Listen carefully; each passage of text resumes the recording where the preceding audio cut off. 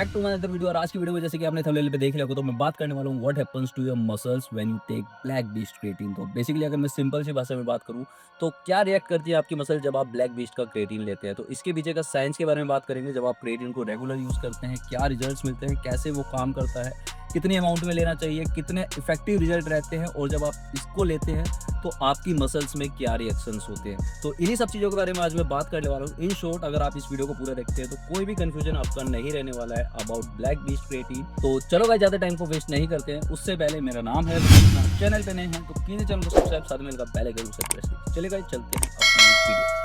तो चलो गाइस, यहाँ पर सबसे पहले बात करते हैं जब आप रेगुलर डाइट में क्रिएटिन को ऐड करते हैं तो आपकी मसल्स में क्या होता है। देखो गाइस, आपकी बॉडी में ऑलरेडी भी क्रिएटिन बनता है, बट जो वो क्रिएटिन बनता है वो इतनी हाई अमाउंट में नहीं होता है कि आपकी मसल्स के लिए इतना इफेक्टिव हो। तो गाइस, जब भी आप रेगुलर डाइट में क्रिएटिन को ऐड करते हैं तो उस केस में क्या होता है, आपकी मसल्स में क्रिएटिन की अमाउंट बढ़ जाती है, जिससे फोस्फोक्रिएटिन बनता है और जिसके थ्रू आपकी बॉडी में एटीपी प्रोड्यूस होता है। तो वो एटीपी क्या होता है गाइस, एडिनो ट्राइफॉस्फेट, जो एनर्जी का सोर्स होता है। कभी भी आप वर्कआउट करते हैं तो एटीपी जितना बनेगा उतना अच्छा वर्कआउट आपका होता जाता है।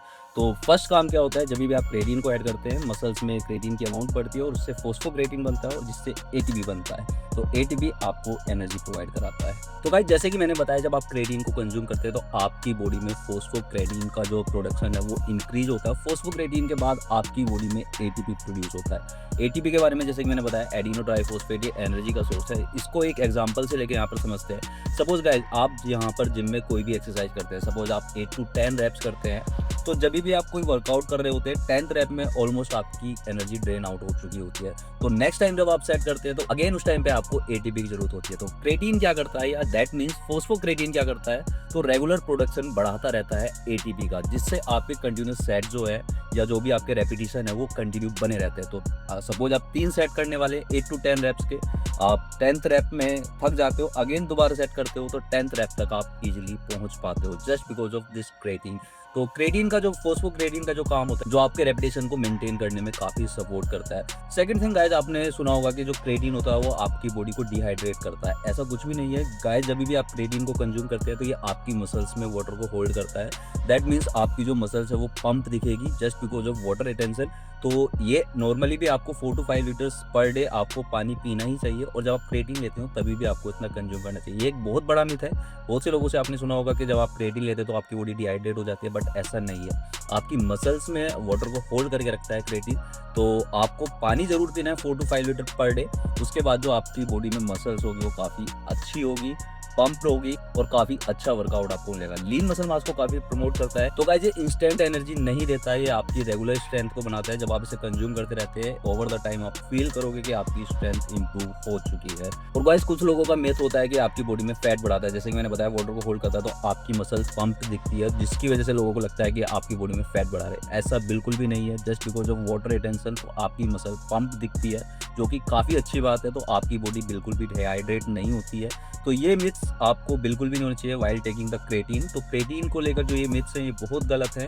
आप इसे सेफली यूज कर सकते हो, और मैं कहूँगा ये आपका एक परमानेंट स्टैक में ऐड होना चाहिए। Protein and creatine, both the things are very important for your physique. और गाइस, ऐसा कोई भी कंफ्यूजन अगर आपके दिमाग में है तो वो बिल्कुल गलत है। तो taking creatine is very much safe, तो आप इसे ऐड जरूर करें फॉर योर मसल। तो गाइस, जब भी आप डेली रूटीन में ब्लैक बीस्ट के क्रिएटिन को ऐड कर लेते हो तो आपकी बॉडी में क्या होता है, क्रिएटिन की अवेलेबिलिटी ज्यादा होने लगती है, जिसकी वजह से आप हाई इंटेंसिटी वर्कआउट कर सकते हैं, स्प्रिंटिंग आप कर सकते हैं। ऐसा नहीं है कि क्रिएटिन को सिर्फ जब ऐड करना चाहिए जब आप स्ट्रेंथ कर रहे हो या मसल बिल्डिंग कर रहे हो। अगर आप रनर है, स्टेमिना भी बढ़ाना चाहते हैं, क्योंकि उस टाइम पे भी आपको एनर्जी की जरूरत होती है, तो उस टाइम पे भी आप इसे ऐड कर सकते हैं। तो दोनों ही केस में गाइस, ये आपके लिए बहुत अच्छा काम करने वाला है। Even you are a sports person, तो उस केस में भी आप इसे ऐड कर सकते हैं। ऐसा कुछ भी नहीं है कि क्रिएटिन को सिर्फ आपको जब ही ऐड करना है अगर आप मसल बिल्डिंग कर रहे हैं या स्ट्रेंथ कर रहे हैं, आप रनर हो, एथलीट हो, स्पोर्ट्स पर्सन हो, कुछ भी एक्टिविटीज हो which is related to your physical body, तो उस केस में आप इसे ऐड कर सकते हैं। और गाइस, जब आप ब्लैक बीस्ट के क्रिएटिन को ऐड करते हैं तो आपकी जो मसल्स है वो डिहाइड्रेट नहीं होते, क्योंकि ये वाटर रिटेंशन करता है, आपकी मसल्स में वाटर को होल्ड करके रखता है। जब भी आप क्रिएटिन को यूज करते हैं, इसलिए बोला भी जाता है कि आपको दिन का 4 से 5 लीटर पानी पीना चाहिए,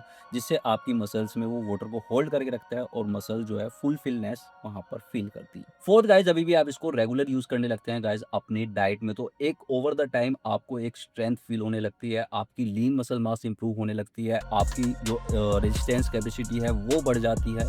ऐसा नहीं है कि गाइस जभी भी आप इसे कंज्यूम करते हैं ये प्री वर्कआउट की तरह काम करता है, बिल्कुल भी नहीं। जब आप इसको रेगुलर यूज़ करते हैं ओवर द टाइम आपको स्ट्रेंथ फील होने लगेगी, आपका मसल का साइज़ आपको इम्प्रूव दिखेगा, लीन मसल मास को ये ज़्यादा प्रमोट करता है, तो उन केसेज़ में ये काफ़ी अच्छा रोल प्ले करता है। तो गाइस ये प्री वर्कआउट की तरह बिल्कुल भी नहीं है, you just take one scoop and you feel energetic, तो इसका रिजल्ट एकदम से नहीं मिलता। Guys over the time you are gonna feel the next level strength in your workout. और गाइस अगर आप ब्लैक बीस्ट के क्रेटिन को रेगुलर ऐड करते हो तो ये सारे बेनिफिट्स आपको मिल जाते हैं, क्योंकि मैंने इसको पर्सनली यूज़ किया है। इसके टेस्ट की बात करें तो मैंने एक फुल वीडियो बनाई हुई है जिसमें आपको टेस्ट, रिजल्ट एंड इसकी मिक्सिबिलिटी के बारे में सब कुछ पता चलने वाला है। तो यहाँ पर अगर मैं ब्लैक बीस्ट की बात करूँ तो मैं इसे पर्सनली अराउंड 1 मंथ यूज़ कर चुका हूँ और on the basis of that मैं ये सारी चीज़ें फील कर चुका हूँ, तभी मैं ये सारी चीज़ें आपको बता रहा हूँ। और गाइस लास्ट में अगर मैं बात करूँ इसके सर्टिफिकेट्स के बारे में तो ये गाइस ट्रस्टिफाइड से सर्टिफाइड है। मैं इसके सर्टिफिकेट्स आपको दिखा देता हूँ। ये थर्ड पार्टी लैब टेस्टेड आपको ये मिलने वाला है। कोई भी कंपनी अगर थर्ड पार्टी लैब टेस्टेड होती है तो वो थोड़ा सा और आपको श्योरिटी मिल जाती है कि प्रोडक्ट इज जेन्युइन, क्योंकि फर्स्ट पार्टी क्या होता है, कोई मैं अपना प्रोडक्ट बना रहा हूँ, मैं खुद से सर्टिफिकेट्स दे रहा हूँ तो वहाँ थोड़े कंफ्यूजन हो सकते हैं, बट अगर थर्ड पार्टी लैब टेस्टेड है